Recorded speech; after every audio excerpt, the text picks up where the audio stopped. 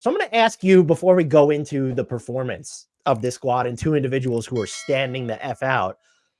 Grant, are the Toronto Raptors the fun kind of bad?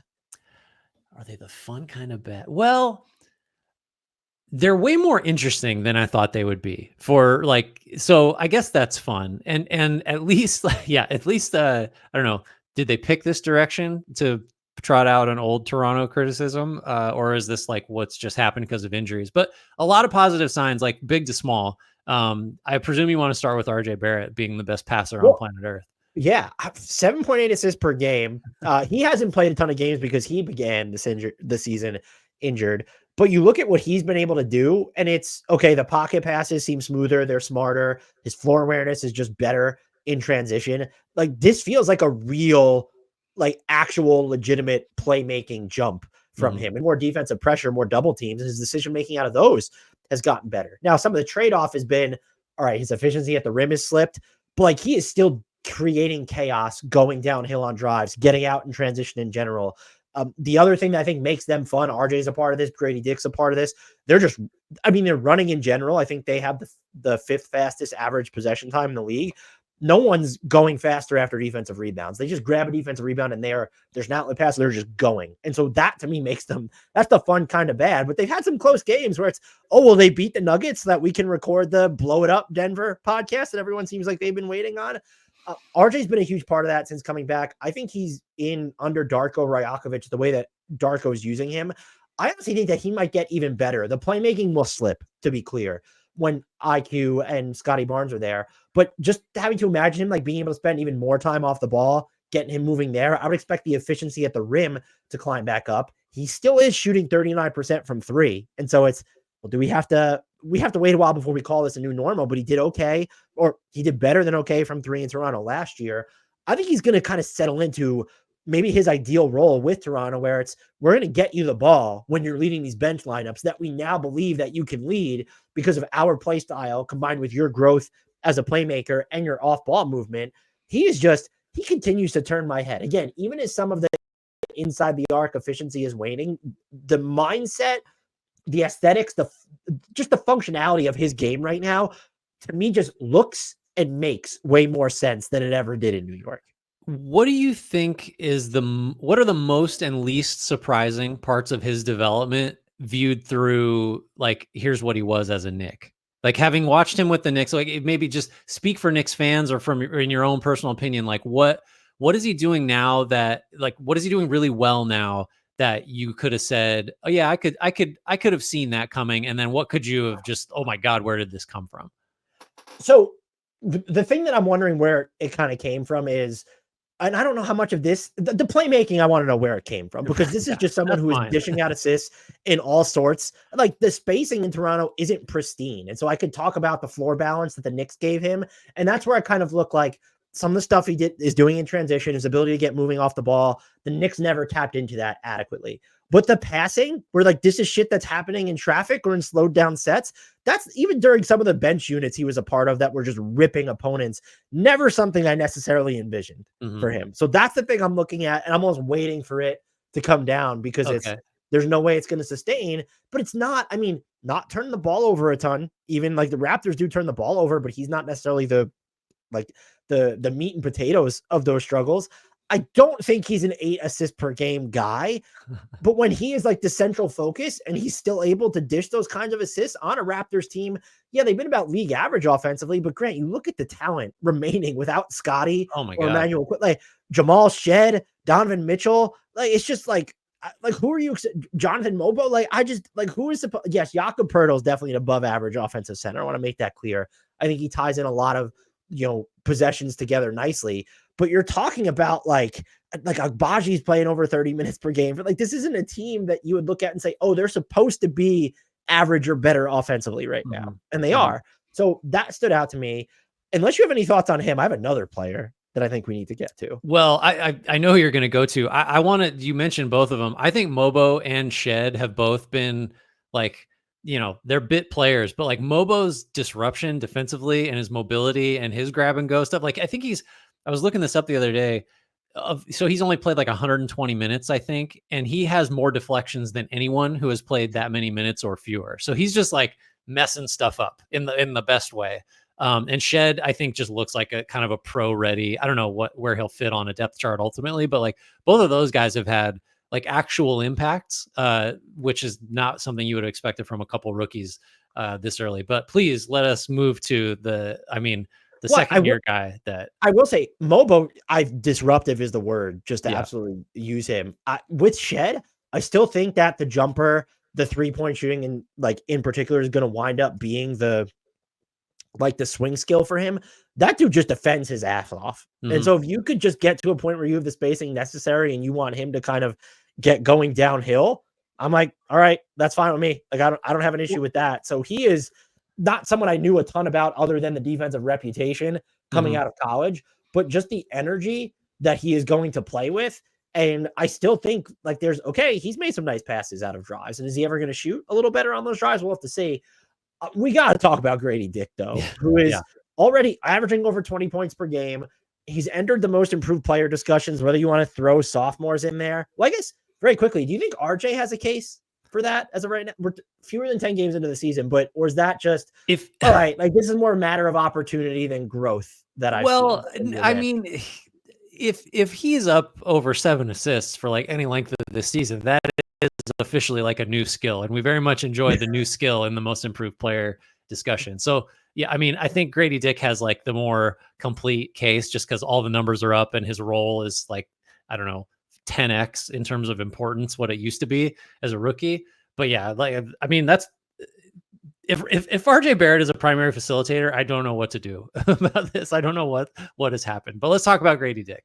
Yeah, so I want everyone who is watching or listening to raise their hand if they saw Gradey Dick opening the year putting up 20 plus points per game.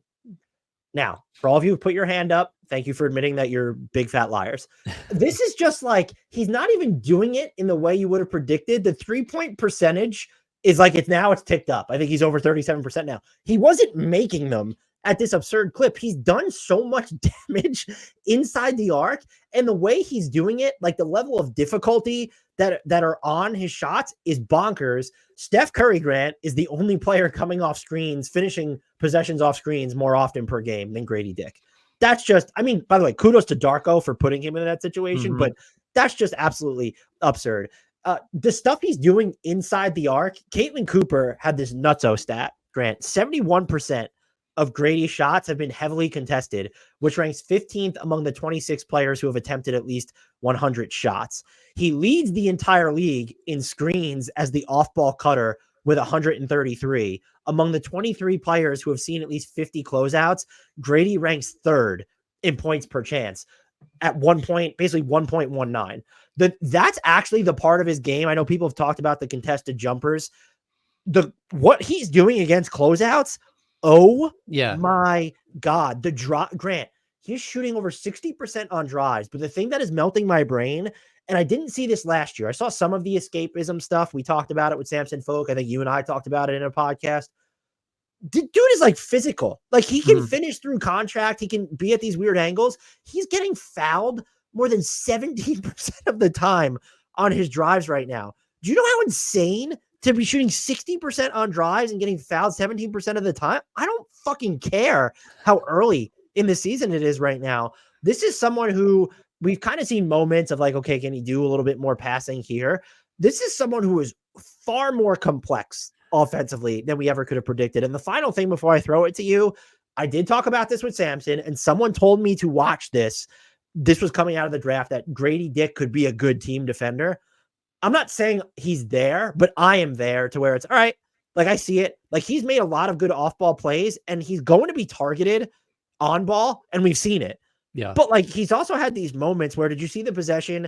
It was overtime against the Kings where he just locks down De'Aaron Fox. Like, doesn't lock him down, but like pokes the ball away while staying in front of him, step for step. Now, does that say more about, are you concerned about what De'Aaron Fox's like blow-by speed is right now? I don't fucking know. But this is someone, I can't put him in the MIP discussion right now because me and sophomores, you know how my brain just goes back and forth with that stuff. J-Dub broke it last year. Like, he completely fried my brain. Him and then De'Aaron Fox a few years ago. The Gradey Dick bandwagon is officially running out of room because people, I promise this is the final thing. this isn't just like Raptors or someone trying to do their, like, people just understand right now, if you're a casual basketball fan, Gradey Dick is lighting it up, and he's not doing it as a 3-point shooter necessarily. That really is my ultimate takeaway, is that like he just, and I do think you heard throughout the draft process and even last year that like oh no, from people that knew, this wasn't the majority take, I don't think. People would say like he's not early Duncan Robinson. He's actually kind of more like late Duncan Robinson, who can suddenly put the ball on the floor and like do stuff with it. You know what I mean? Like that, he really is just more than, he's not just a spot up guy that you maybe run off screens and he shoots threes and you hide him on defense. Like he's, I mean, him coming off screen, the Heat, I mean, the Raptors actually do like create a lot of chaos by just running him around and using him as a screener too. By the way, that's like, you should use really good shooters as screeners, that because of all the, I don't know, problems that causes. So yeah, he's just more than a guy that's gonna, he might average 8-9 points a game, get up a couple threes, and just hopefully you play the matchups right and he doesn't get cooked on. No. Like he's doing stuff with the ball. He's had these, like that reverse layup the other night, and he had that weird, I love his little strange hanging scoops that like there's real, like I wouldn't go so far as to say Gradey Dick has like, is in his bag. Like he's going to just kick everybody off the dribble or whatever, but you have to close out hard. You have to stay attached. And then he's really good, or way better than anyone gave him credit for, at exploiting the way you have to guard him because he is a good shooter. And that's allowed him to just show that like he's so much more than just the guy who's going to catch and shoot. I've tried. Well, actually, I want to just circle back to this. So he's attempted 16 free throws coming off of his, like, as the result of his drives. Here's everyone in the league currently who has attempted as many or more free throws while shooting 60% on drives: De'Aaron Fox, Giannis, and Jason Tatum. But I was trying to think, do you have a comp for him? Because Darko, by the way, he compared RJ Barrett to Manu Ginobili the other night. I didn't hate it. He made it very clear he wasn't talking about necessarily as a usage, but as some of like the idiosyncrasies in his game. And I was like, I don't hate this. I was trying to think of Gradey Dick, and I just see all these people. They did it before, and they're throwing out like all the Caucasian like dudes. Comp has to be a white guy, right? I think it was, I was listening to a Raptors Republic podcast. They made a joke that some people have been comparing him to Mike Miller. I can't think of it. None of the comps do it for me. Like, I'm just trying to think. I'm not saying he's gonna be better than all of these guys, but just the stuff that he is able to do physically off closeouts and some of the finishes he's had, I can't. And knowing what he then does is like this sort of super threat away from the ball, I don't have a good comp for him anymore. I just don't. Not that I had one to begin with. Yeah, I'm really struggling. I feel like it shouldn't be that hard to come up with somebody. Well, get your Gradey Dick comps in the comments, please. Lead us the right way on this. You know who the one guy that sprang to mind, and I don't Chandler love it. Parsons? No. It Bobby was actually Cam Johnson.